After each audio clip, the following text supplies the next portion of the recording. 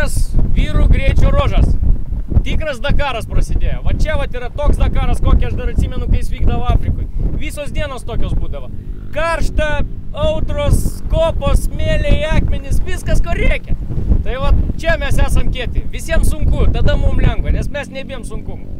Žodžiu, mes nelaižom ten tų visų, žinai, tokių ralinių pagal loibą. Mums reikia, kad būtų sunku. Tai va, džiaugiamės, kad šiandien padarėm darbą šauniai.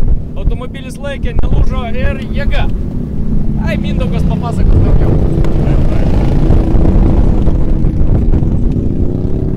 Jo, šiandien buvo fantastiška diena, nepasakyčiau, kad pati lengviausia. Šiaip buvo vienas sunkiausių ir man asmeniškai dienų, nes naviguoti tikrai reikėjo full focus, full attack.